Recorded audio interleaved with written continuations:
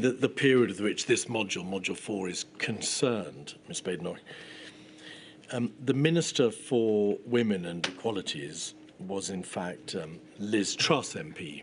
Yes.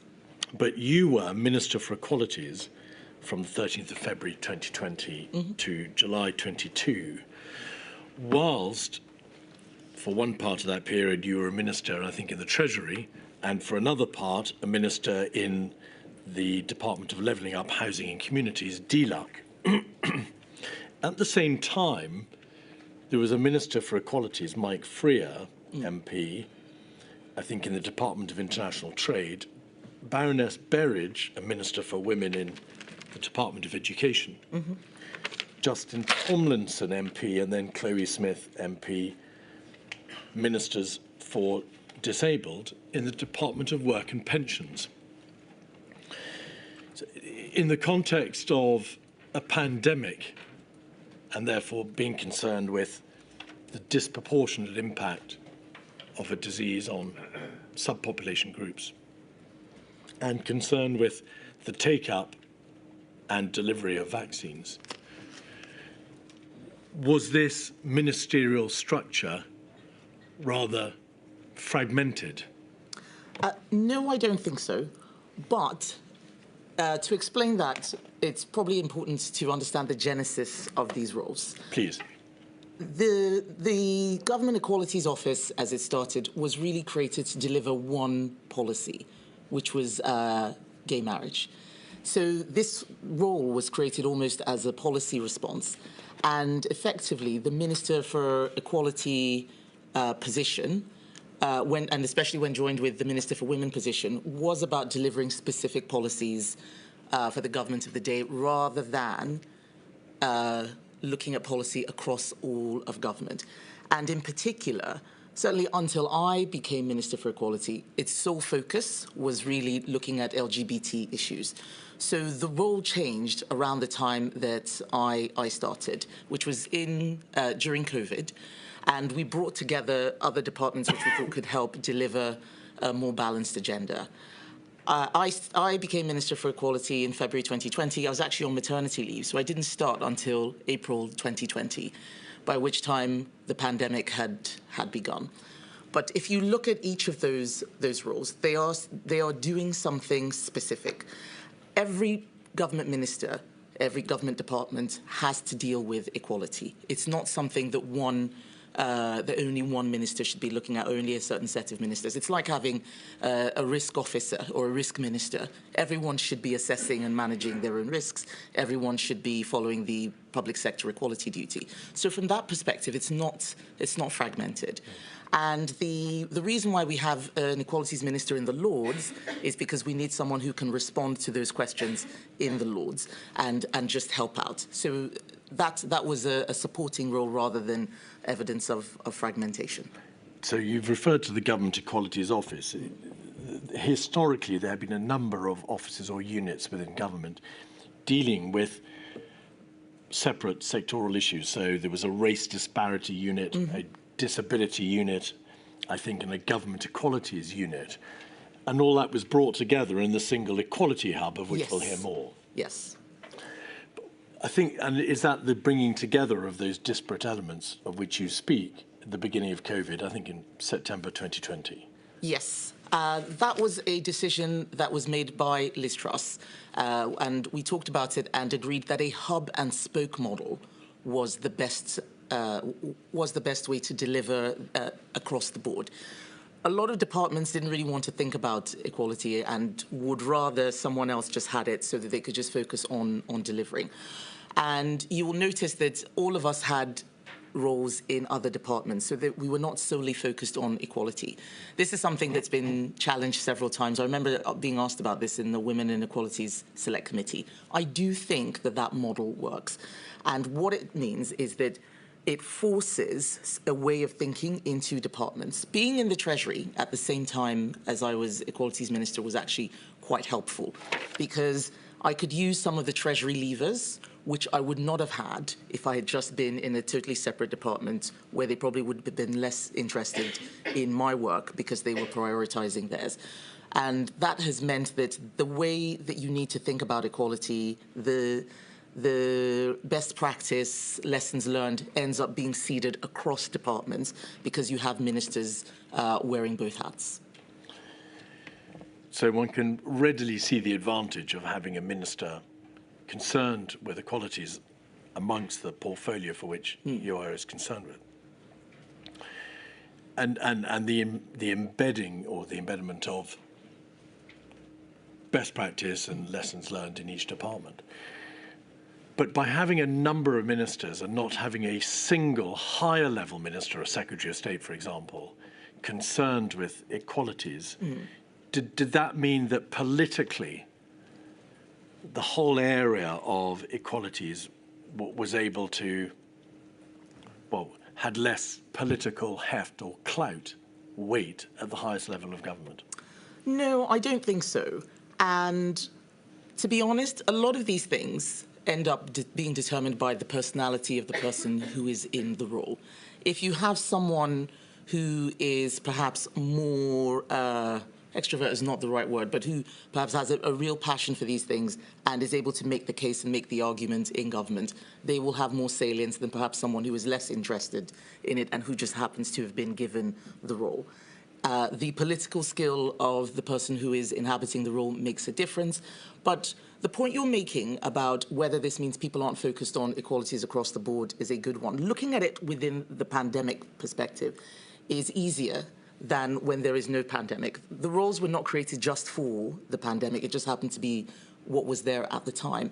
But equalities covers everything. If you look at the Equality Act, across the board, protected characteristics, it can be everything from how economic policy affects elderly people or young people, how education policy is affecting, people of a particular religious background.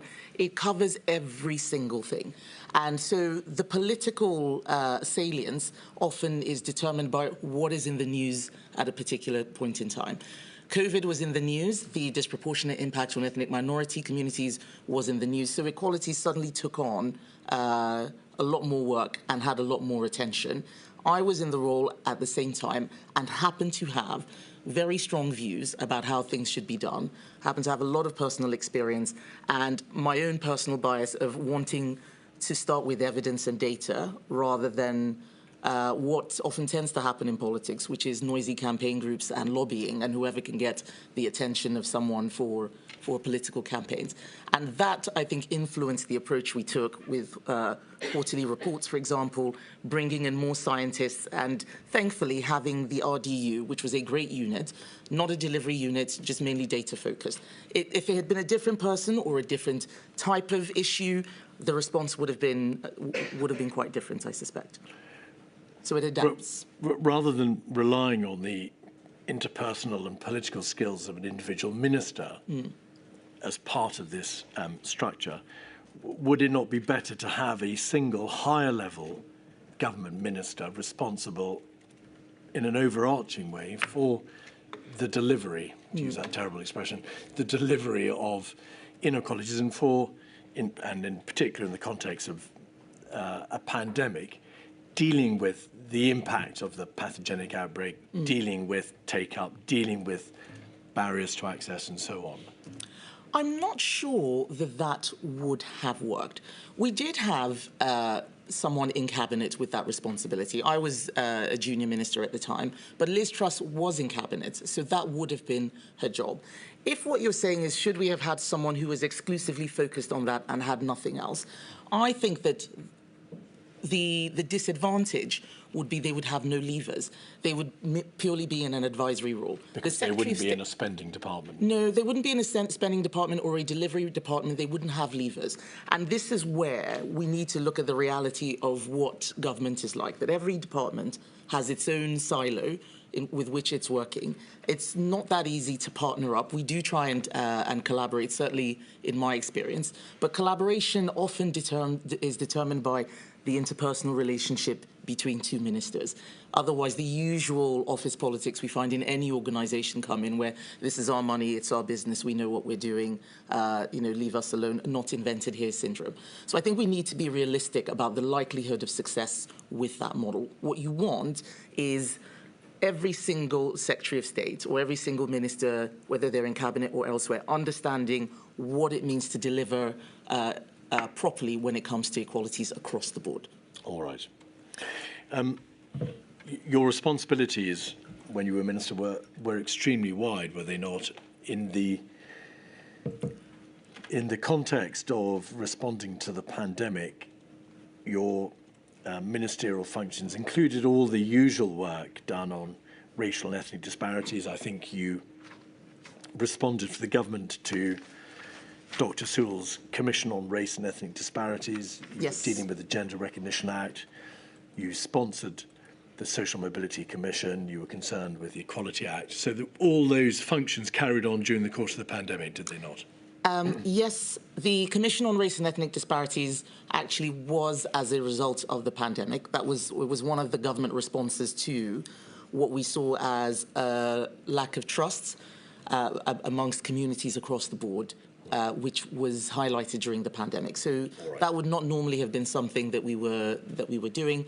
The work of the Social Mobility Commission carried on, but it was very low priority. It did not take up that much time, and it is independent. The minister's work is really overseeing and making sure that it's running properly.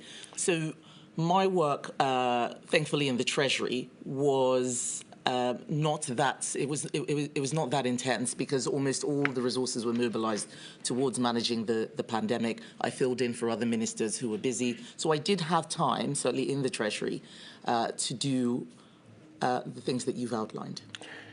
You were responsible for the production and publication of the 4 quarterly reports, yes, to which we'll return in a moment.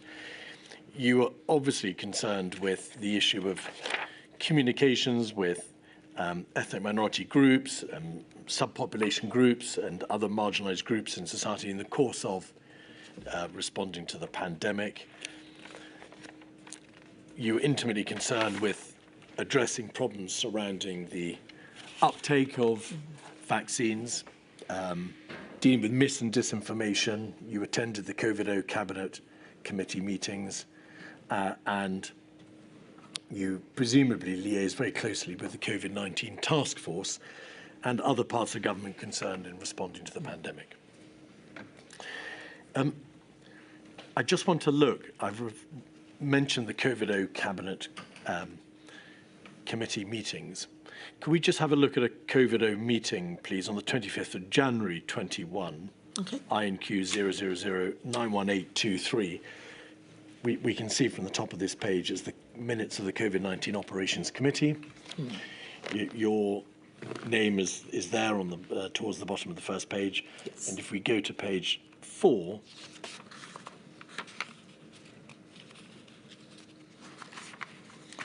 we can see a long section of text from the Minister for COVID vaccine deployment. Was that Nadeem Zahawi? Yes, that should have been, I believe that's right, yes. And what he says is, although vaccine confidence is running at an all-time high, the 15% of people who are vaccine hesitant skewed towards black, Asian and minority ethnic communities. I know the policy position of the government is we no longer use the acronym BAME, but it was being used then. Further action was necessary. Work would continue with the Secretary of State for Housing, Communities and Local Government to minimise issues across hard-to-reach groups. Again, we don't use that phrase nowadays. There were concerns with the level of anti-vaccination messaging, reference to local community champions, and then further down, concluding, he returns to the issue of welcoming colleagues' views on identifying further barriers, safety concerns, lack of access to health services, translation into different languages, and so on. Also reference to local and trusted voices. And perhaps just to finish this, if we go over the page, one more page, please, we can see a number of separate points under that general heading in that rubric, particularly data and the need to monitor effectiveness. There was no doubt, was there, on the part of government ministers and the various government bodies, that there were real issues with reducing barriers to access, increasing confidence in the vaccines, and trying to get vaccines delivered effectively, safely, speedily to all the many subpopulation groups within our population. Give us an idea, please, of the degree of willpower, the speed with which the government was onto this issue. It's obviously referred here at the highest level, and we'll see in a moment it's referred to in cabinet. But did the government, do you assess, get on top of these issues as quickly and as effectively as it could have done? So, specifically on data. Well, actually, all of this, but data is an important part of the topic. Data was the biggest challenge. This might be because the unit that I was overseeing, the race disparity unit, was a data unit, and so we would have been more interested perhaps in data than others. But we constantly encountered issues in just finding out what was going on. Sometimes that was because the data hadn't been collected in the first place, so there was nothing to look at. And finding out whether it had or had not been collected could also be a challenge. So you didn't know whether there was something to see and we couldn't find it, or there was nothing to see. Then there was the issue of people having data, but not wanting to share it because of the conditions that they had been given when they were collecting it in the first place, GDPR, consents, and so on. And probably a third bucket of there being an issue of trust or not wanting to collaborate with others, people wondering, why do you need this data? Don't worry about it. We can do this ourselves. We don't need you to look at it. So a level of competition, perhaps, or just suspicion about why other groups are carrying out work which perhaps some units may have felt was solely within their purview. I can't remember specifically where these other bodies were. I know some of it was in academia, a lot of it was in the NHS. Just getting information out of the NHS, I found, was the hardest thing. Presumably there are any number of systems within government for the recording and dissemination of data. In ONS, there's obviously data there.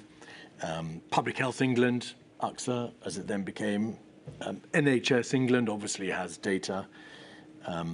GPs, there were a number of observational studies, UK Reach, Open Safely, which had access to millions of records. Yeah. So the problem wasn't a shortage of data. Did the problem lay in its, did it lie in its production in a useful form to decision makers? There was a shortage of data. Just because there's lots of data doesn't mean it's what you're looking for.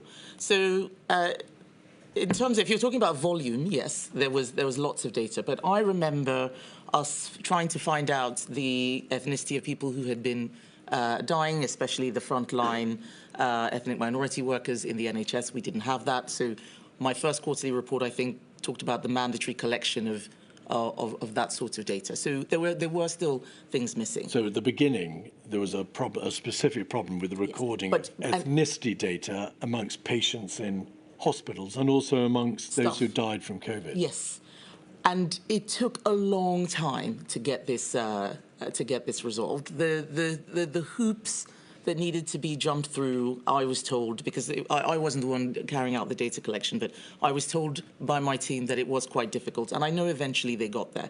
But you are right, across multiple systems, whether it's Open Safely, ONS, and so on, there is data. Sometimes the data that you have is it's not live, it's old. And the systems are set up to do different things. They don't necessarily use the same categorization to reference the same information. And that's understandable because these things have cropped up in different ways. They've been set up for different purposes.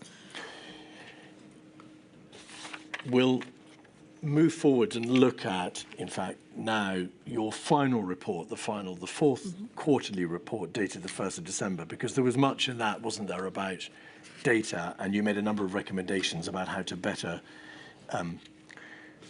accumulate and publish and then rely upon data. Can we have INQ 0000897747, please? This is the final report dated December 2021. And if we could pick it up, please, at page 5. there is an overview and executive summary. This was obviously the fourth report, and so it builds upon the learning and the knowledge which has been, which was set out in the earlier reports. Yes. And this page is concerned with the increase in your understanding, your better understanding of the risk factors involved in the pandemic. At the bottom of the page, the most significant measure to protect ethnic minorities from the risk of COVID infection and to save lives has been the vaccination programme. And then over the page, page 6, you set out there how the government worked with national and local partners to promote vaccine uptake, and there's a number of ways set out. Thank you very much. And then if we scroll back out, there's a reference to the Community Champion Scheme in the bottom half of the page, and to wider public health lessons. And then I'm afraid one more page, please. That part finishes on page 7, and then on page 8, a number of recommendations, and they're not numbered, but if we could scroll back out and go down to what is roughly recommendation 11, it'll be over the page, I think. Thank you very much. The top bullet point: relevant health departments and agencies should review and action existing requests for health data and undertake an independent strategic review of the dissemination of healthcare data and the publication of statistics and analysis. Ms. Badenoch, this fourth report was published in December 2021, so the end of 2021, at the end of the second year of the pandemic. You were calling for and making a recommendation to this effect for relevant health departments and agencies to review and action existing requests for health data and to carry out a strategic review. May we take it from the fact you were still calling for this and you were making a recommendation to this effect at the end of December 21, that by that stage the system was still not working as well as it might? I think this was really a forward look, because there was, and I can't remember the exact name now, but there was a new Office for Health Disparities that was to be set up, and I wanted to make sure that it was starting with the knowledge which we had accrued and starting with some of those actions, and actually be able to monitor them.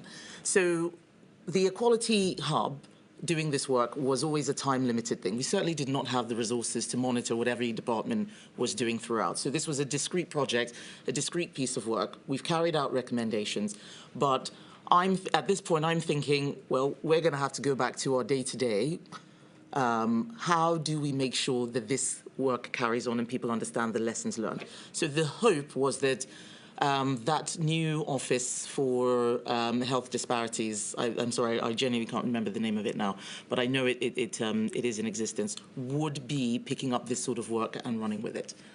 As it happened, the government commissioned a report into health data. It's called the Health Data Review, and it was led by Professor Kathy Sudlow. It reported in November of last year, 2024, and I wanted to ask you, and I appreciate it's not something that's you've been required to look at, but I wanted your impression.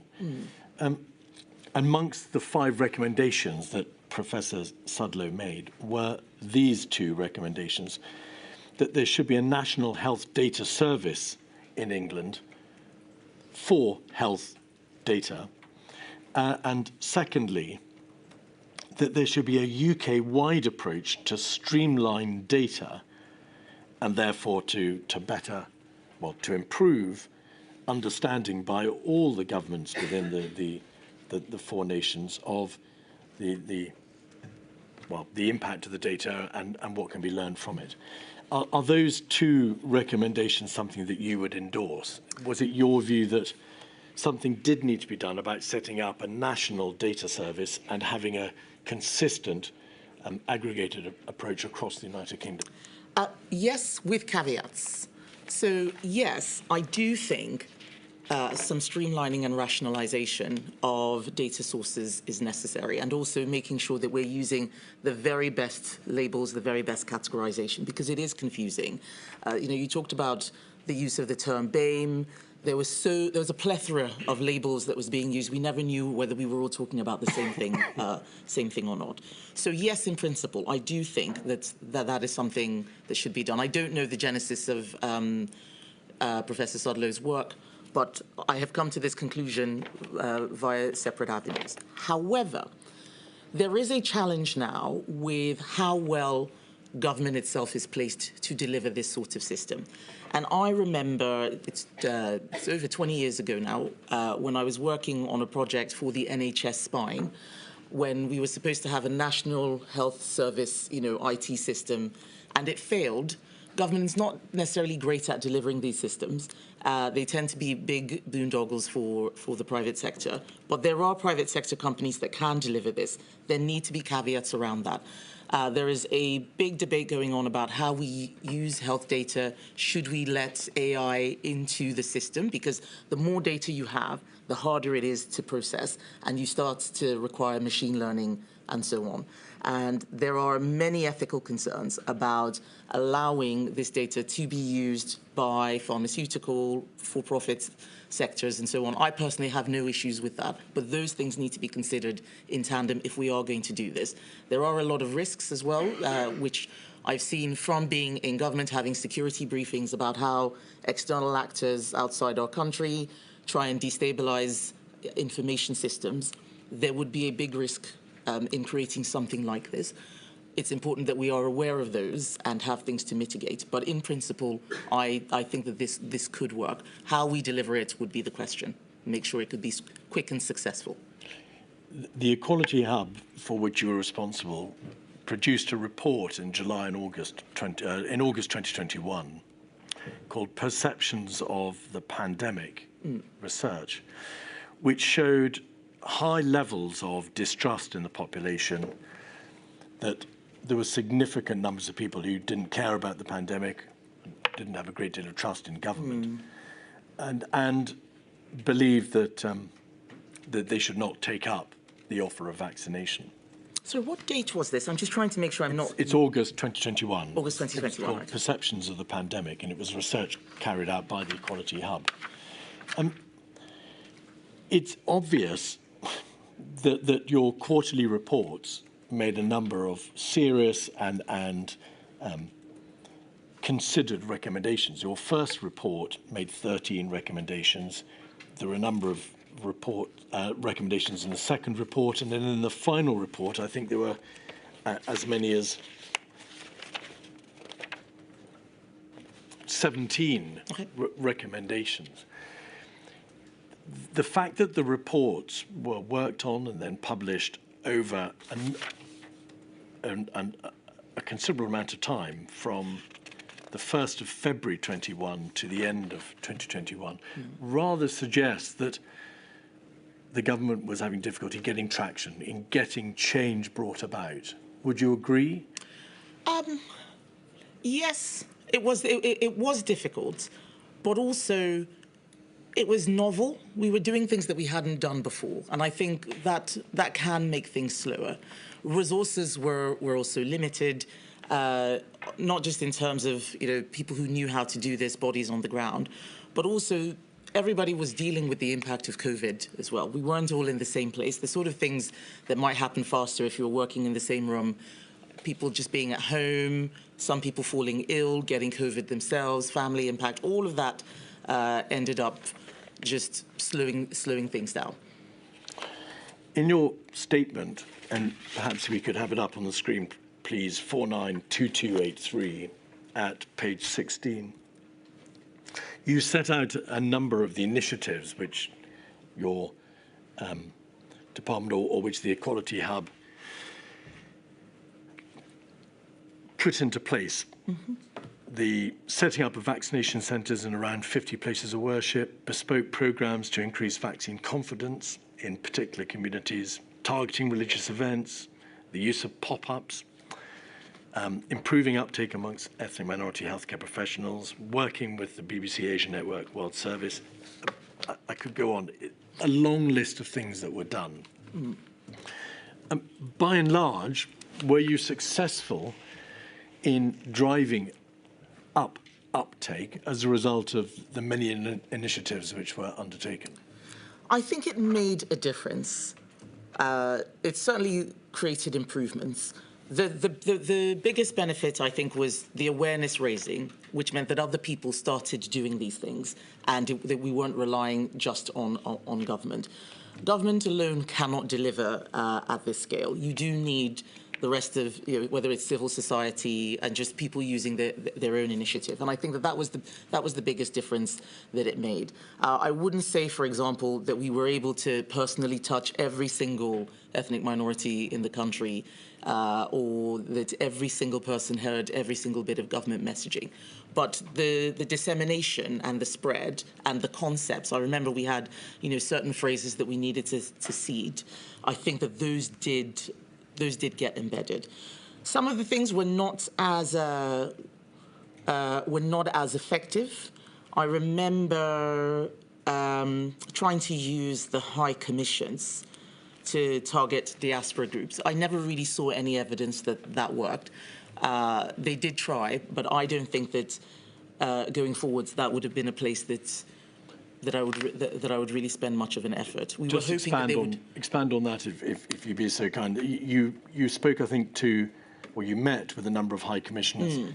What, from those countries whose nationals were most at risk from COVID? Yes, or certainly people from that ethnic origin.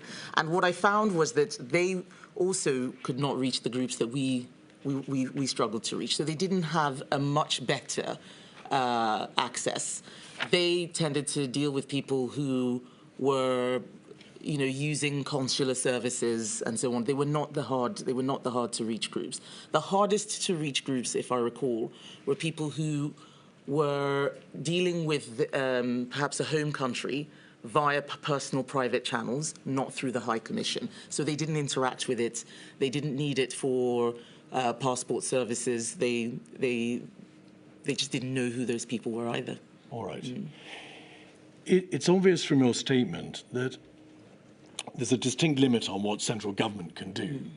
You can identify the problems, you can convene meetings of people to discuss what can be done to solve those problems, and you can generically approve plans, actions, and identify broadly what needs to be done.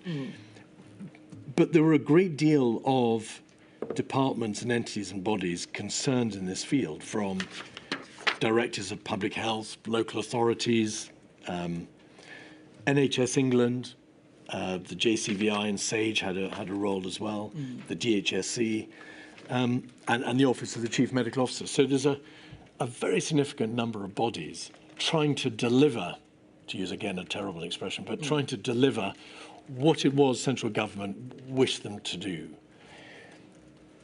Is there a way of operating this system in a more efficient way, or at least being able to understand more clearly who is actually going to be accountable for delivery, who is going to be responsible for practical measures on the ground?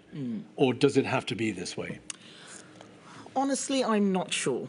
Because when you look at some of the things that needed to be delivered, it had to be local government. There's no way the central government could do those things. You need local councils, whether it's counties or districts, who actually know and understand the communities.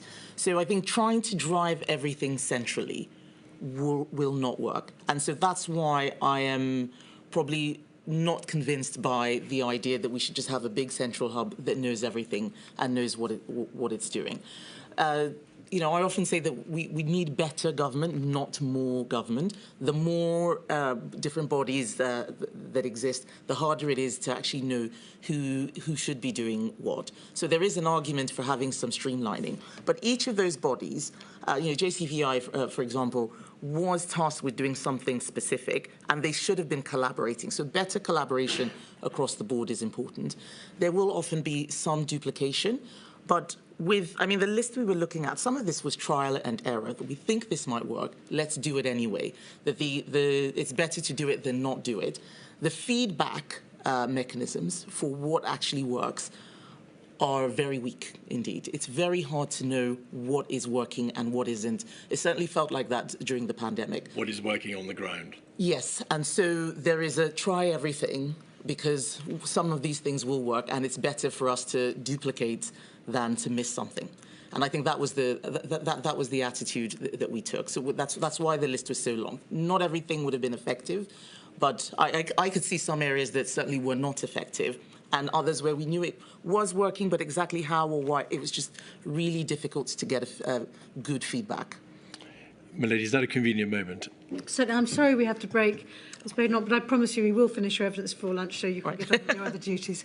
Thank you. I shall return at 12:05. Hey guys.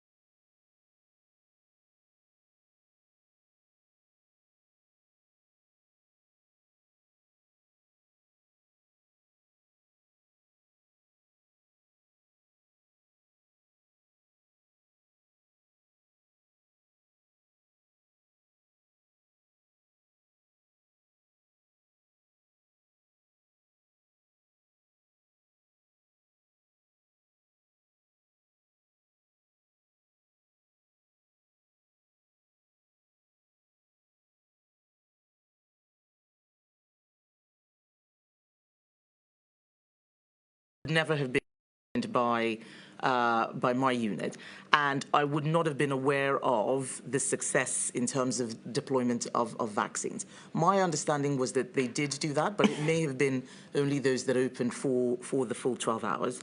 And I don't know what the reasons for that. I don't know what the reasons for that were. From the paperwork produced by your department, it's obvious that there were also a great deal many meetings with local authority leaders, and time spent debating how local authorities could step into the breach and ensure that public health messages were disseminated and that members of the local populations would take up the offer of a vaccine.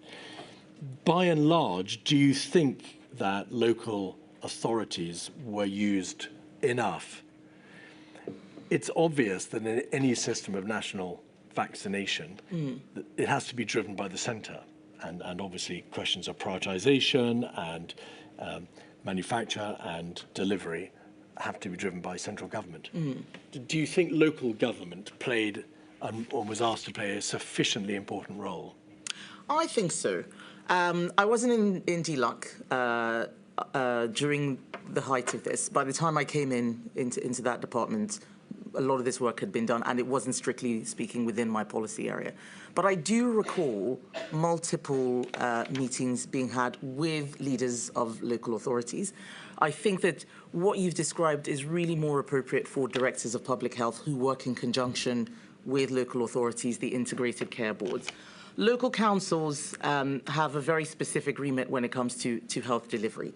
And I think that this would be, giving them more to do would be quite a challenge. It's not what they're used to doing. I think it's the directors of public health and using the health mechanisms locally rather than the local authorities specifically. But aren't they the bodies who are most likely to know what the state of deprivation is locally, the degree to which vaccines were not being taken out by ethnic communities, and also what practically on the ground could be done in terms of going door to door to housebound residents and making sure that they were vaccinated? Isn't that a local authority issue? It is, but that I think they did well. I mean, I saw what my local authority did, and I thought that they did that fairly well. But in terms of the more clinical public health aspects, I would expect the advice to be coming from the Director of Public Health, the delivery levers perhaps using local authorities. But from my understanding and my own personal experience, I thought that that was what they were doing.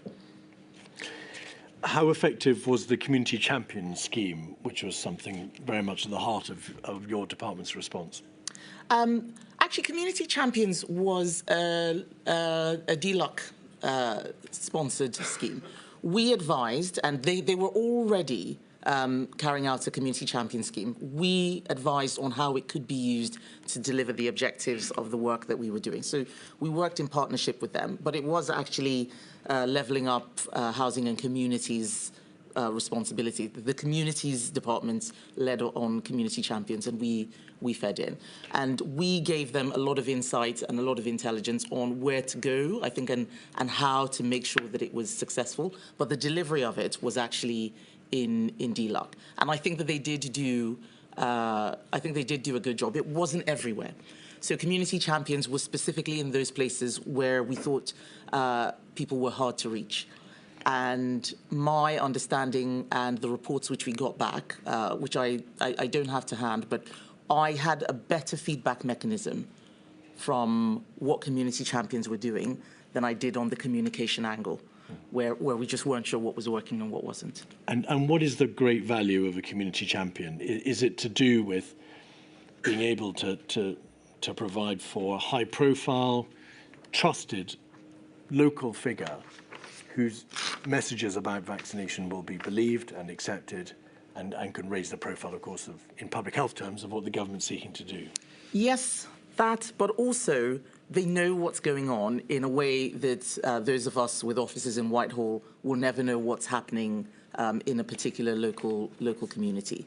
They have a better understanding, better intelligence, and they are part of those communities, so they want them to be healthy and successful. They have a vested interest in seeing things work.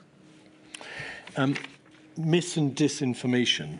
Your fourth quarterly report made a number of recommendations concerning trying to, what could be done to dispel myths, reduce fear and build confidence amongst ethnic minority people. Was the further work that you identified, and it was in your first quarterly report of October 2020, was that further work done, do you know? No, I don't know how far the work was taken. I know that there is, or certainly there was, a unit that looked at this, but it looked at misinformation and disinformation across the board, yes. And a lot of its work is very sensitive. Could we have a look at INQ 0000897442? This is Ms. Badenoch's statement, and no, sorry, I think it's the first quarterly report, and page 62.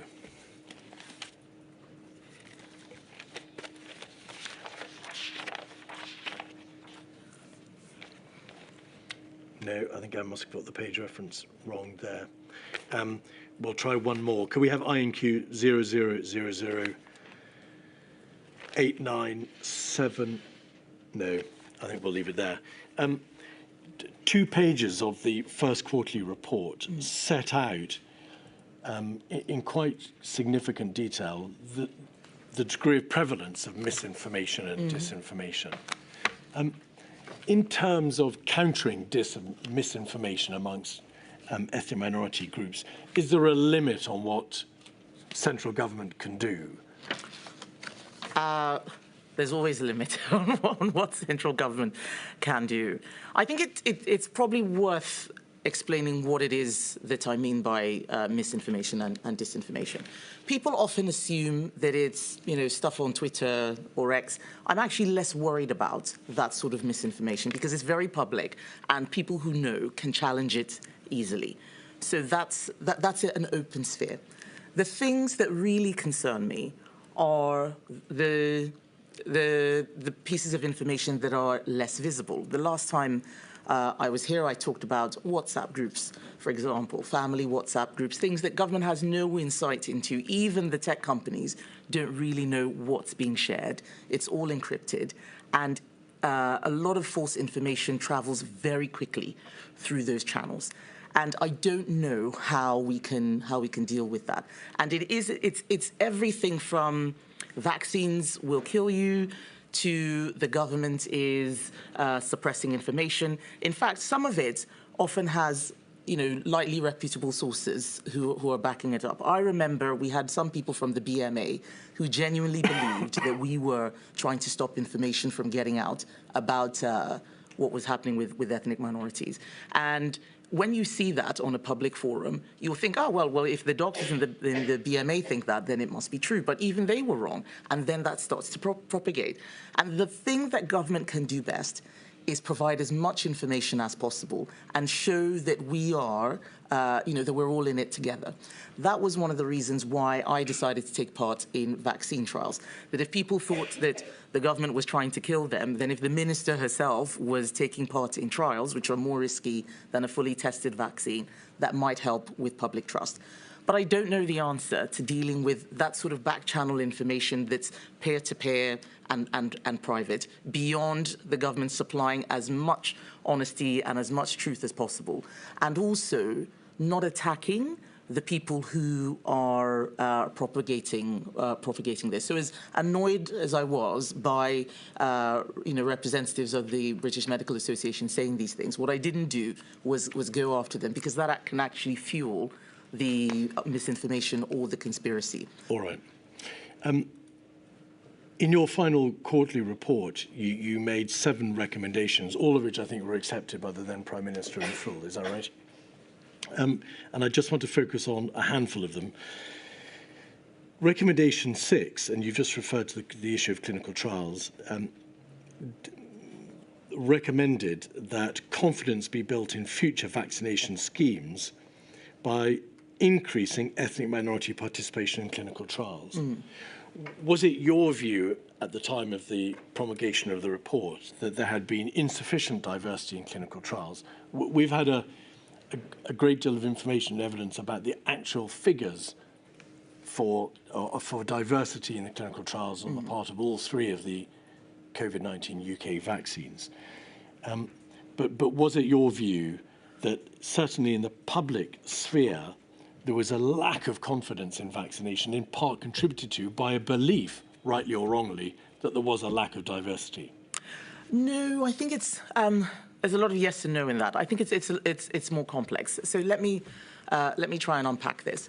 Within ethnic minority communities, irrespective of what's happening here, there is distrust of public authority. Most ethnic minorities have come from authoritarian regimes or places where the government may actually be trying to get you, and that's why they've come here. So there is a baseline level of suspicion that is just higher than we in the UK have generally, and it builds from that. So when we're looking at the lack of trust, we've got to have that in mind, that there is a cultural aspect here that shouldn't be ignored. Do I think that it is true that ethnic minorities did not participate in vaccine trials? Yes. First of all, for that reason. Secondly, just because it just wouldn't have been. It's just harder if you were in a community that's more likely to be closed. If levels of education are lower, it's not something that you would ordinarily do. I think that that's right, but that's just personal observation. I did have clinical representatives tell me that participation was low. And if they said that, there was no reason for me to dispute that.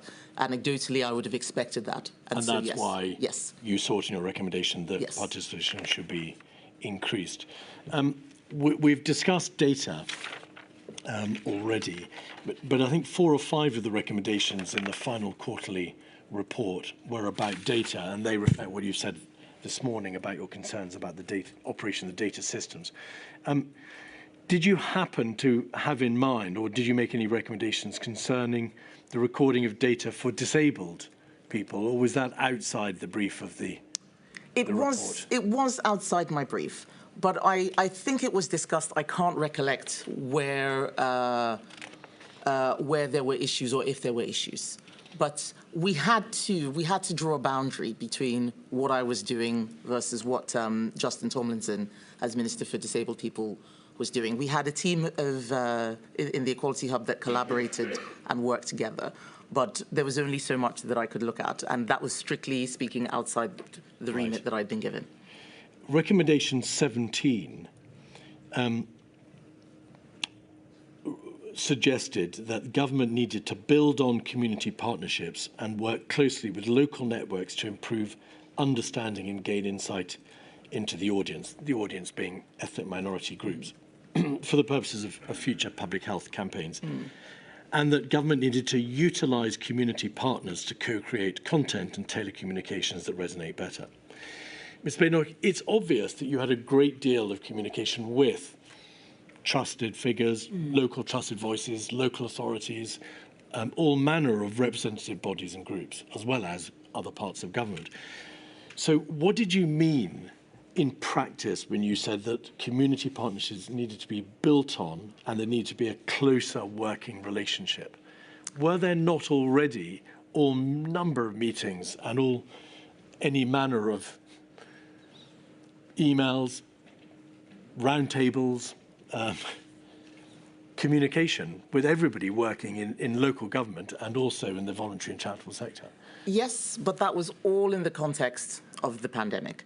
And as we were coming out of the pandemic, many of those bodies would not be convened again.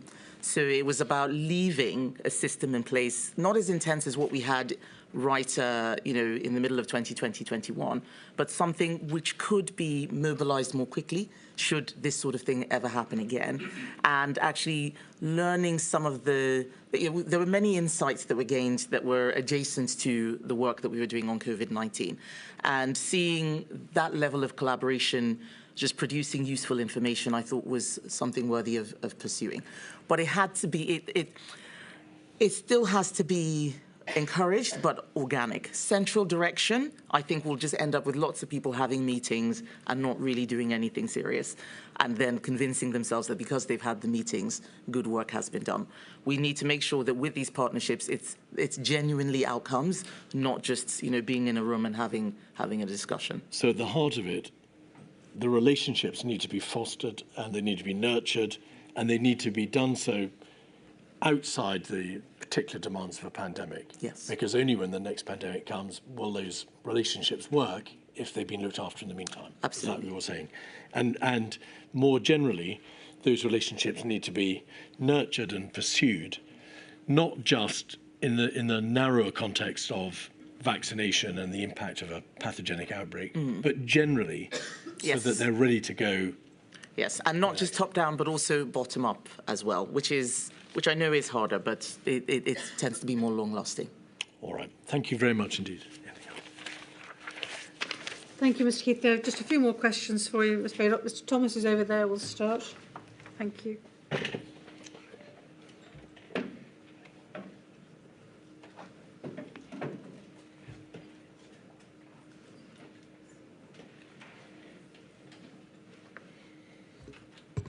Good morning, Miss Badenoch. Can you hear me? Yes, I can. Okay. Good morning. I'm representing FEMHO, the Federation of Ethnic Minority Healthcare Organisations, and I've only got a small handful of questions for you. Okay. Vaccines as a condition of deployment. Can I just turn to that area, please?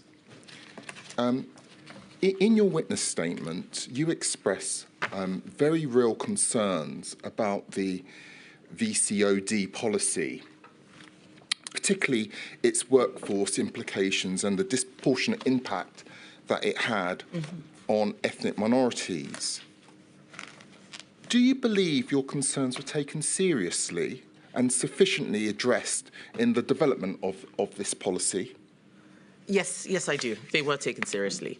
I recall having read the briefing notes, the meeting we had to some extent, where the concerns I raised were acknowledged, but there were many different arguments in the room about the levels of risk on carrying out the policy and not carrying out the policy.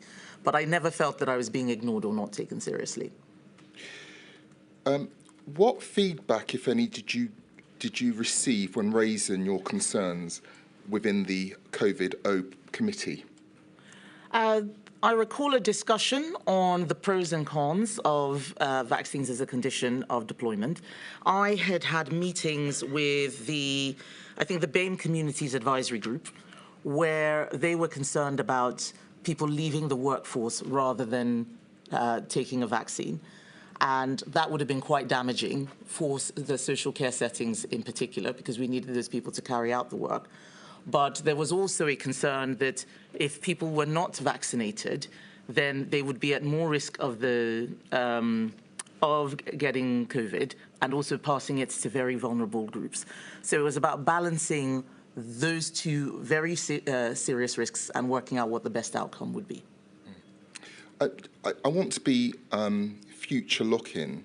Given the policy went ahead for health and social care workers, despite the objections that you raised, are any changes necessary to ensure that concerns of the Minister for Equality are taken into account in the future? Well, they were taken into account, and I think this is one of the things that we just have to accept, that within the government decision-making process, different people will make different arguments, and some people will win and some will not. And that depends on the particular subject. A Secretary of State or a Prime Minister will hear all the competing views and then make a decision. And I think if your view is not the one that's taken, it doesn't mean that it hasn't been considered, because they can't agree with everybody. I think that the fact that the policy eventually didn't go through or was reversed, and the larger issues around certification in the end were not pursued via legislation shows that it was just not going to be that workable. But even I understood the arguments that others were making about why such a policy would be necessary. I didn't agree on balance that we were in the right place. I also, even with the BAME Communities Advisory Group, didn't want us to overplay the significance of the risk there. Madam, thank you very much. Thank you. Thank you very much, Mr. Thomas. Mr. Jacobs, I don't know if you can see Mr. Jacobs. Yes, I behind the can. pillar. Yep. Good afternoon. Hello, afternoon. I represent Gypsies. Are you switched on, Mr. Jacobs? I'm sorry. Can you hear me? Yes, No. yes, I can. Hello, I represent Roma, Gypsies and Travellers, an act for the traveller movement instructed by HoundCo. I wanted to ask you a couple of questions in relation to your statement. You cite in your evidence a number of initiatives that were taken to increase vaccine confidence in minority communities. I think you discussed these with Mr. Keith, King's Counsel, this morning. And some of these initiatives included bespoke programming to increase vaccine confidence and the use of mobile and community pop-ups. Is that right? Yes. And the traveller movement's position is that there were no such initiatives designed for the GRT community, Gypsy Roma Traveller community. Do you agree, Ms. Badenoch, that there were actually no GRT targeted initiatives such as pop-up clinics or bespoke community engagement in respect of travellers? Well, I know that the Department for Communities and Local Government certainly designed the programme with the Gypsy Roma and Traveller community in mind. And we had data that came back and explaining what was going on and what was taking place. So my understanding is that there were activities. I also know that of all of the groups that we were trying to reach, that was the most difficult. Group. So it might be more of a factor related to that than that no work was done. Are you able to say why you consider that was the most difficult group, Ms. Badenoch? If I was, it would be from my experiences, not as a minister, but as a constituency MP who does have Gypsy Roma Traveller communities. There is a significant level of hostility to any state body. Well, even on the education side, visiting as a constituency MP, I didn't feel particularly welcome, even though outreach was taking place. And I think that there are many dynamics within GRT, as we refer to it in government, that make the sort of response we can deliver in a pandemic very, very difficult, especially at short notice. You need people who spend a lot of time, probably of that community, who can do this. And if the culture within the community is of one that is to not interact with the state, it just creates, a tension that's very, very difficult to overcome. Thank you. I have one final question for you. You discussed community champions earlier on in your evidence. And you say in your statement that the community champions scheme allocated £23.75 million in funding 60 councils and was designed to expand work to support those most at risk from COVID-19 and boost vaccine take-up. That's right, isn't it? Yes. And Yvonne McNamara, who is the CEO of the Traveller Movement, she gave evidence on the 16th of January, and she said that there's been a historic problem that the GRT traveller ethnicity is not recorded by institutions. Is not, sorry? Is not recorded by institutions. And the example that she gave is that GRT are not recorded in the NHS data dictionary. Now, we've been looking at the final quarterly report, and I know that it makes that point, doesn't it? As a consequence of this lack of recording in relation to data, Ms. McNamara said that local authorities just didn't know how many travellers lived in their areas because of this data capture issue. And my question is, do you think, Ms. Badenoch, that the Community Champions scheme was actually unable to boost vaccine take-up by travellers because of this inadequate data capture issue, particularly in England, meaning that GRT people were not sufficiently visible to local communities? I would be surprised if the level of knowledge in local authorities was that low. purely because, from the experience I have seen over the last 10 years, local authorities know exactly where traveller communities are because everyone around tends to complain and not want them there. They are very, very knowledgeable about where the communities are. How to get into them is trickier, but I am not sure that, just to the question you're asking about data collection, yes. I'm not sure that Community Champions was reliant on data in that way. The purpose of Community Champions was that they had the local knowledge, in their heads almost. And it should, if we had all the data, we wouldn't have needed the community champions. So I'm not sure that that's how we would have resolved that particular issue. Okay, I don't think I have any more questions for you. I'll just ask no ident. Thank you very much. Thank you. Thank you very much, Mr. Jacobs. Thank you very much indeed, Ms. Badenoch. I know how much a burden it must be when we keep asking you to come back. If I It sounds like you were inviting me again. No, well, I can't make any promises, but I do promise. I can't make any promises we won't ask you back, but I do promise that we'll do our very best to limit any burden upon you. So thank you very much for your help so far. Thank you. I'm very grateful for that. Thank you so much. Very well. My lady, that concludes this morning's evidence. Thank you. I shall return at 20 to 2. All rise.